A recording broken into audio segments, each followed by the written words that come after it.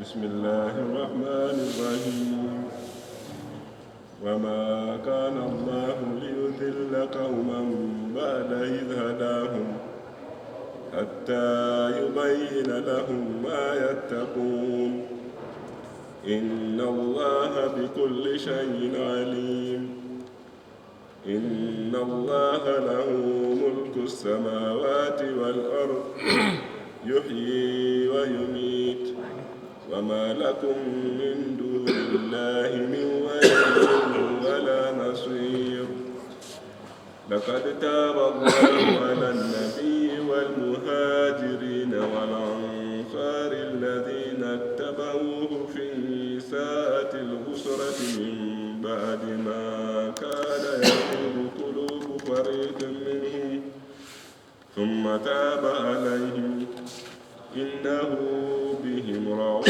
رحيم وعلى الثلاثة الذين خلفوا حتى إذا ضاقت عليهم الأرض بما رحبت وضاقت عليهم أنفسهم وظنوا أن لا ملجأ من الله إلا إليه ثم تاب عليهم ليتوبوا إن الله هو التواب الرحيم يا أيها الذين آمنوا اتقوا الله وكونوا مع الصادقين ما كان لأهل المدينة ومن حولهم من الأعراب أن يتخلفوا عن رسول الله ولا يرغبوا بأنفسهم عن نفسه ذلك بأنهم لا يصيبهم ظمأ ولا نصب ولا مخمصة في سبيل الله ولا يطعون موطئا يغيظ الكفار ولا ينالون من عدو نيلا إلا كتب لهم به أمل صالح إن الله لا يضيع أجر المحسنين ولا ينفقون نفقة صغيرة ولا كبيرة ولا يقطعون واديا إلا كتب لهم ليجزيهم الله أحسن ما كانوا يعملون وما كان المؤمنون لينفروا كافة فلولا نفر من كل فرقة منهم طائفة ليتفقهوا في الدين ولينذروا قومهم إذا رجعوا إليهم لعلهم يحذرون صدق الله العلي العظيم. أعوذ بالله من الشيطان الرجيم.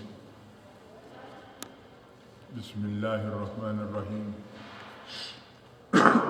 الحمد لله رب العالمين والصلاة والسلام على سيد المرسلين سيدنا محمد وعلى آله وصحبه أجمعين.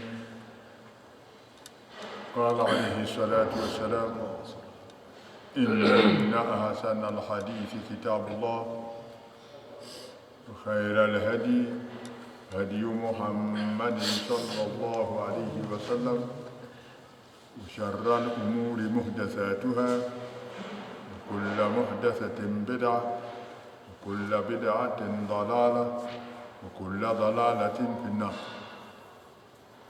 قال الله عز وجل أعوذ بالله من الشيطان الرجيم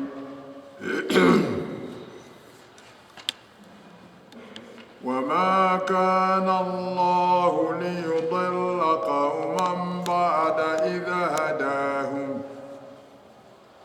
حتى يبين لهم ما يتقون إن الله بكل شيء عليم.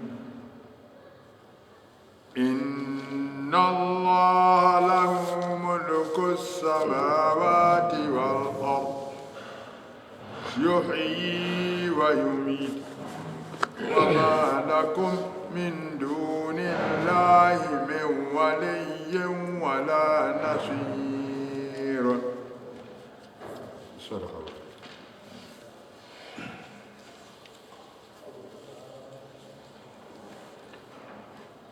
Mwenyezi Mungu anatuarifisha ilhali anatuambia wama kana Allahu liyudilla qauman, haiwi kwa Mwenyezi Mungu kupoteza watu baada idh hadahum, baada ya kuwa Mwenyezi Mungu ameshawaongoza. Mwenyezi Mungu baada ya kushaongoza katika njia ya haki, Mwenyezi Mungu baada ya kushaongoza katika njia ya kweli, Mwenyezi Mungu baada ya kushaongoza katika njia ya mwangaza, hawapotezi tena. Ndio kusudio lake yeye Mwenyezi Mungu, anataka waongoke watu, anataka watengenee watu, anataka watu wawe katika usawa. Mwenyezi Mungu wa makana Allah, haiwi kwa Mwenyezi Mungu liyudilla qauman, kupoteza kundi, baada idh hadahum, baada ya kuwa Mwenyezi Mungu ameshawaongoza hao kundi, hata yubayyina lahum ma yattaqun, mpaka Mwenyezi Mungu awabainishie kinga watakayojikinga nayo. Kinga ambayo Mwenyezi Mungu ameleta ni yale maamrisho ambayo ameamrisha yatekelezwe na makatazo aliyokataza yasitekelezwe. Hiyo ndio kinga. Basi akileta kinga, ikifika kisha baadaye mtu asitumie kinga, mavuli imefika, mtu kakataa kutumia mavuli, basi halali, amejichagulia upotovu, amejichagulia hali mbaya. Inna Allaha, kabla shaka ya Mwenyezi Mungu, likuli shay, kwa kila kitu yeye ni mjuzi. Ujuzi wa Mwenyezi Mungu umeuzunguka undani wa mwanadamu. Ujuzi wa Mwenyezi Mungu umeuzunguka dhahiri ya mwanadamu, fikira ya mwanadamu, mawazo ya mwanadamu, yote yamezungukwa na ujuzi wa Mwenyezi Mungu. Kwa hivyo mwanadamu hana lake ficho atakaloficha katika undani wake au dhahiri yake. Inna Allaha, kabla shaka yeye Mwenyezi Mungu, lahu mulku samawati wal ardh, ni wake yeye Mwenyezi Mungu ufalme wa mbinguni wote, ni wake Mwenyezi Mungu, na ufalme wa ardhini wote ni wake Mwenyezi Mungu. Katika huo usemo, katika hayo maneno, lau wangelikuweko wafikiriaji katika hiyo dunia, lau wangelikuweko wazingatiaji katika hiyo dunia, wafikiriaji wa kufikiria ukweli na kupata ukweli, wazingatiaji wenye kuzingatia ukweli, wakaweka ukweli katika vitendo, wangelikuweko, leo hii asingelipatikana mkafiri juu hiyo ardhi. Leo hii asingelipatikana, lakini wafikiriaji hawako, wakufikiri ukweli wa mbingu, wafikiriaji hawako, wakufikiria ukweli wa hii ardhi. Tena wafikiriaji hawako, wakufikiri juu ukweli wa viumbe walioko duniani. Isitoshe, tunaona Mwenyezi Mungu anatuambia wa fi anfusikum afala tubsirun, enyi wanadamu, fikirini muda wa kufikiri. Angalieni katika nafsi zenu, hamwezi kufikiri. Mmepatikanaje? Mmekuwaje mpaka mkawa hapa? Ilikuwaje mpaka nyinyi mkapatikana? Fikira kama hii ingelikuweko, mawazo kama hayo yangelikuweko, ndio ukweli ukasimama, asingelipatikana mkafiri juu hiyo ardhi leo, wote wangelisalimu amri. Lakini fikira tu ndio imekosekana katika maisha wanadamu leo. Inna Allaha, bila shaka ya Mwenyezi Mungu, lahu mulku samawati wal ardh, mfalme wa mbinguni wote ni wake na wa ardhini wote ni wake. Ardhi ni yake, mbingu ni yake, na vilivyomo mbinguni zote ni zake, ardhini zote ni zake, na kati ya mbingu na ardhi vilivyomo vyote ni vyake Mwenyezi Mungu, vyote ni vyake Mwenyezi Mungu. Na Mungu samawati yuhyi wa yumiitu, yeye Mwenyezi Mungu ndiye anayehuisha, ndiye anayepeana uhai. Uhai huu tulio nao ni peano alilopeana Mwenyezi Mungu kwetu sisi. Uhai huu tulio nayo ni peano tuliopewa na Mwenyezi Mungu toka kuumbwa ulimwengu, toka kutengezwa ulimwengu, haujapatikana mpeanaji wa kupeana uhai. Mwenye kupeana sukari hayuko, mwenye kupeana unga yuko, mwenye kupeana chumvi yuko, mwenye kupeana nguo yuko, lakini mwenye kupeana uhai hajapatikana. Katika ile zama iliyopita hajapatikana, ni leo hiyo hakupatikana, na jambo ujao hatapatikana. Kwa nini? Uwezo wake Mwenyezi Mungu yuhyi, yeye ndio anayehuisha, anayepeana uhai kwa kila kilicho hai. Wa yumiitu, ndiye Mwenyezi Mungu ndiye anayefisha, ndiye Mwenyezi Mungu ndiye anayefisha. Sasa kutokwa na uhai unatoka kwa idhini yake Mwenyezi Mungu. Kutokwa na uhai unatoka kwa ruhusa yake Mwenyezi Mungu. Kutoka kwa uhai unatoka kwa irada yake Mwenyezi Mungu. Kutoka kwa uhai unatoka kwa kutaka kwake Mwenyezi Mungu. Ndio aya nyingine mzisema nini? Wama kana linafsin an tamuta illa biidhnillah. Haiwezekani, haiwi kwa nafsi yote ile kufariki, kufa, kutoka, ila ufa kwa idhini ya Mwenyezi Mungu. Hakuna aliyekufa kwa sababu nyingine, bali idhini ya Mwenyezi Mungu thibitisha. Ndio hivyo, hayo mengine yote inakuwa nini? Sababu, cause of death. Lakini qadara Mwenyezi Mungu, ajalullah ikifika, imefika. Idha jaa ajalullah la yastakhiruna la yastaqdimun wala kuntum ta'lamun.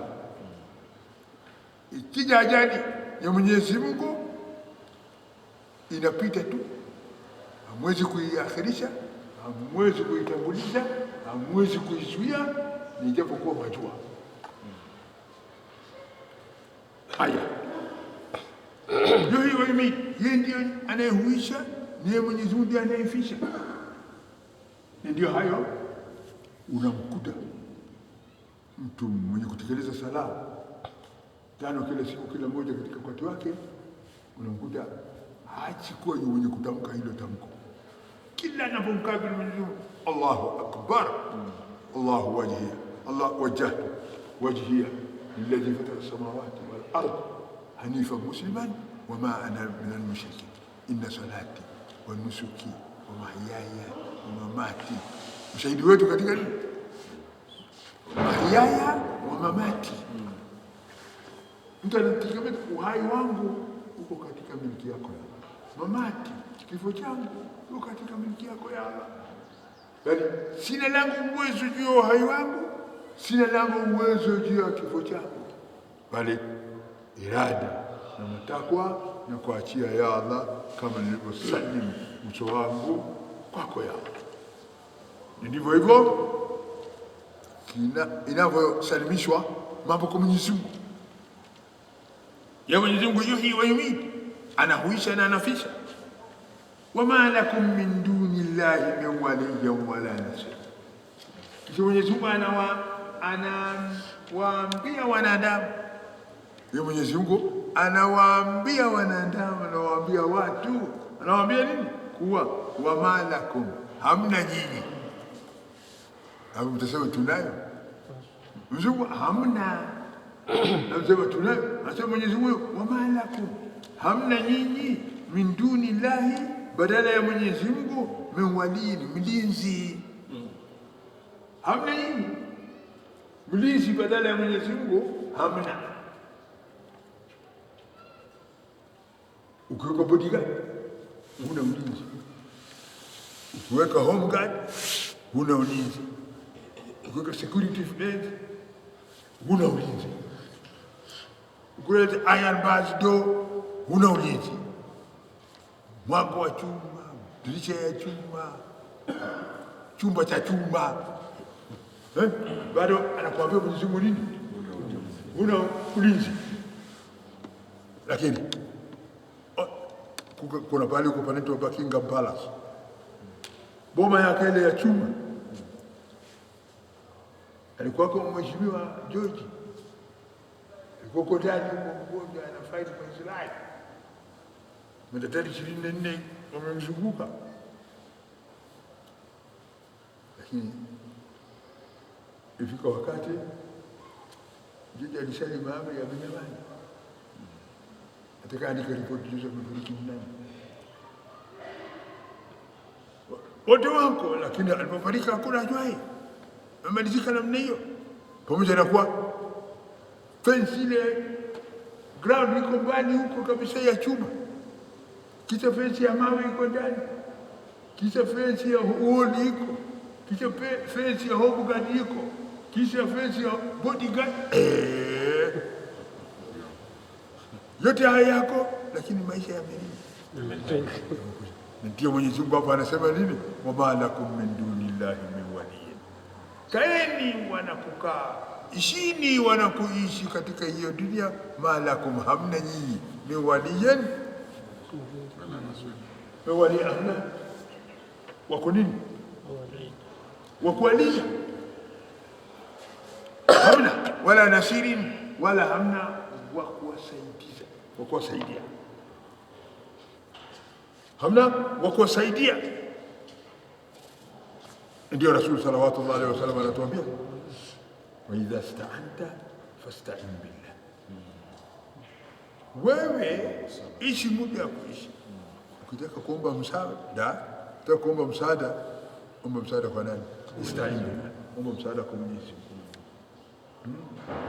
Omba msaada kwa nani? Kwa Mwenyezi Mungu. Omba nusura kwa Mwenyezi Mungu. Omba unataka omba kwa Mwenyezi Mungu.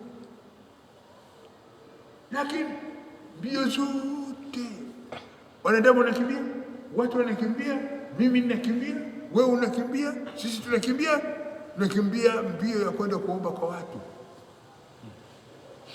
Lakini tumemacha mwenye kuomba. Kuomba ni nani? Mwenyezi Mungu tumemwacha, tumekwenda kwa watu. Kule tutadanganywa, kule tutajinywa, kule tutaahidiwa ahadi za urongo, kule tutapewa kisichoshibisha na kisichokatiza njaa. Ninasema nini? Allahu yaghdhabu in tarakta su'alahu wa bunayya adama hina yus'alu yaghdhabu. Allahu yaghdhabu in tarakta su'alahu, Mwenyezi Mungu anakasirika ukiacha kumwomba. Nini? Allahu yaghdhabu, anakadhibika Mwenyezi Mungu, anakasirika Mwenyezi Mungu, in tarakta su'alahu, ukiacha kumwomba. Kumwacha Mwenyezi Mungu, kuomba Mwenyezi Mungu, Mwenyezi Mungu anakasirika. Wa bunayya adama, huyu mwanadamu unakimbia kwenda kumwomba, sawa baba? Wa bunayya adama, na huyu mwanadamu unakimbia kwenda kumwomba, anafanyaje? Hina yusalu, anapoombwa yaghdhabu. Mwanadamu akiombwa anakasirika. Hakuna aombwaye akawa na furaha ya kuwa nimeombwa. Anayefurahi kuombwa ni Mwenyezi Mungu peke yake. Anayefurahi kuombwa ni Mwenyezi Mungu peke yake. Lakini mwanadamu ukimwomba yakasirika. Akikupa atakupa kwa shingo upande, kuwa atakupa kwa shingo upande.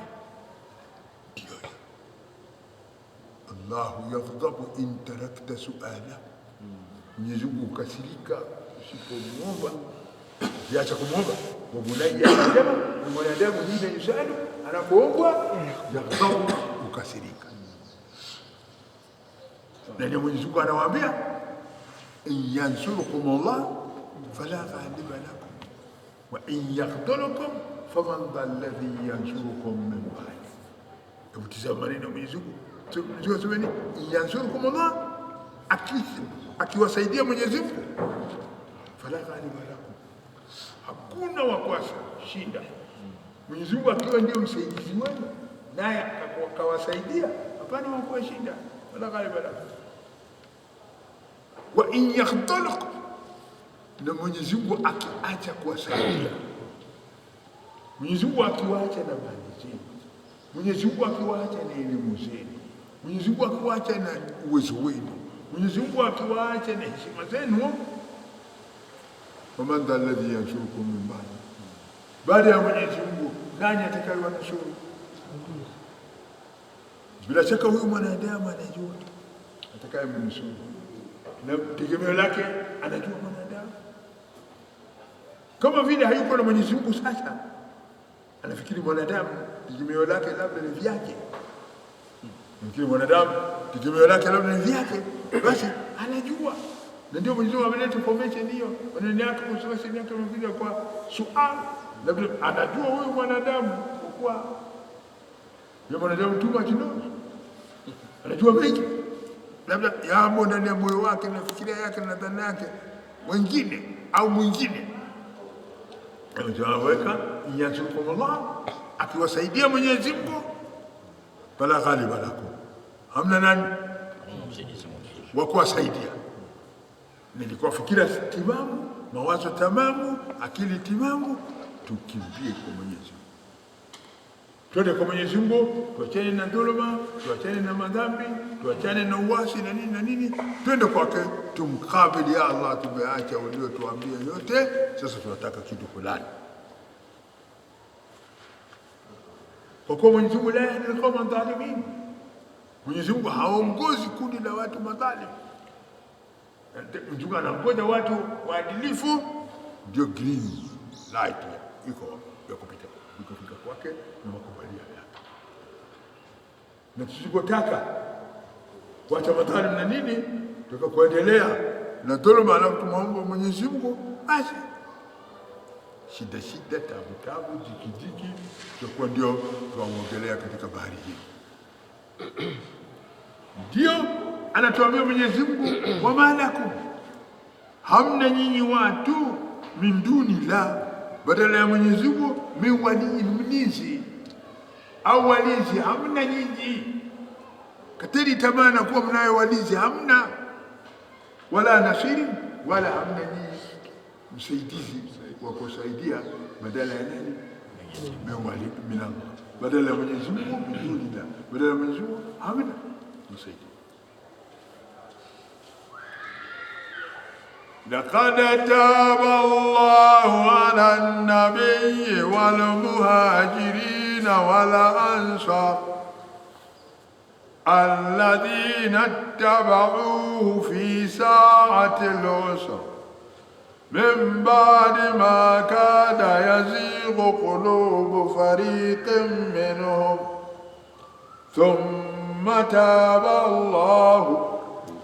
ثم تاب عليهم إنه بهم رؤوف رحيم.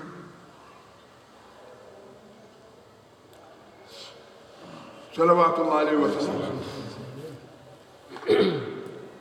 Kuna wale watu walimwijia wakatoa udhuru za uongo ni kutotaka kwenda katika jihad, kutotaka kutoka kwenda katika jihad, kutotaka kwenda kusaidia Islam. Ukitaka kwenda kufanyaje? Kusaidia Islamu, kunusuru Islamu, kunusuru imani, kunusuru dini. Wamekuja wakatoa udhuru zao, ya Rasulullah, ninayo shida fulani, sitatoka. Ya Rasulullah, ninayo taabu fulani, sitatoka. Ya Rasulullah, ninayo uzito fulani. Ya Rasulullah, na Rasul sallallahu alaihi wasallam kila aliyofikia kwake na shida yake anamsahilishia. Anayejua Rasul hayo yanasemwa kwake dhahiri wazi, nje ya appearance hii safi ya mwanadamu, ndiye anajua mwanadamu, ndiye anajua Rasul sallallahu alaihi wasallam. Lakini yale yanayofichwa kwake moyoni na mawazoni na fikirani hana habari nayo Rasul. Kila aliyokuja na yake anakubali, kila kuja na yake anakubali. Basi nikuja la alimjua, lima adhinta lahu ya Rasulullah, kwa nini umewapa ruhusa? Ungeliende nao wakimbie kule uwanjani, ungeliende nao wataonekana huku uwanjani wao ni nani huko wenye ndio wangelekana muumini au munafiki au kafiri au mushrikini. Ungeliwacha sio mtu aje atuambie tu maneno ukubali ya Rasulullah. Basi ndio aya imefika, laqad, hakika bila shaka taba Allah, amekubali toba Mwenyezi Mungu kumtubia ana nabii juu mtume kule kupeana jidhuru kwa hao watu wanafiki walmuhajirin. Ni Mwenyezi Mungu amekubali toba ya hao muhajirin. Muhajirin ni watu gani? Ni wale watu waliotoka Maka, wameungura Darul Quran, wamekwenda katika Darul Iman, wameungura mji wa ukafiri au wameugura ukafiri wakaenda katika imani. Hao ndio muhajirin. Ndio tarehe ya hiyo Islam, kalenda ya hiyo Islam inaitwa Hijri. Tarehe ni Hijri toka siku ya kwanza alipohama Mtume Muhammad sallallahu alaihi wasallam kutoka Maka kwenda Madina, ni tarehe ya Islam anza. Na tarehe hii inayosemi wake ulikuwa inatakiwa isemwe juu yake, inayosemi wake inatakiwa isemwe juu yake. Mtume aligura Maka, aligura mji, isitoshe aliugura ukafiri, isitoshe aliugura ushirikina, isitoshe aliugura maovu, isitoshe aliugura mabaya, isitoshe aliugura machafu, isitoshe aliugura hali ya unyonge, aliugura hali ya uchache kwenda katika hali ya wingi, aliugura hali ya kutoaminiwa Mwenyezi Mungu, kaenda katika hali ya patakapoaminiwa Mwenyezi Mungu wa utulivu na usalama na uwazi. Na ndiyo Islamu hii tuliyomo ndani yake inatakiwa ipatikane ndani yake nini? Kugura machafu. Na ndio kila mwaka wa Hijri itakapotokea tuone tumegura kitu gani katika machafu, tumegura kitu gani katika mabaya, tumegura kitu gani katika maovu. Sio tuongeze maovu juu ya maovu. Mwaka uliopita tulifanya maasi 60. Sio mwaka huu tunazidisha juu ya 65. Sivyo. Tuone mwaka uliopita ilikuwa 60, tumepunguza imekuwa 55. Hapo ndipo tumegura. Lakini ikiwa miaka nenda rudi tuongeza, hatujagura machafu. Hao muhajirini nao waliugura mji wa Maka. Mji wa Maka huo ulikuwa kiitwa nini? Darul Kufran. Darul Kufran, wakaenda Darul Iman Madina, kugura machafu. Sasa katika kule kugura machafu ndio inapatikana ndani yake mguro wenye mbadiliko ulio na ufanisi. Mguro wenye mbadiliko ulio na ufanisi. Ndio Mwenyezi Mungu anasema inna Allah la yughayyiru ma biqawmin hatta yughayyiru ma bi anfusihim. Mwenyezi Mungu abadilishi hali walionayo watu mpaka watu wenyewe wabadilike.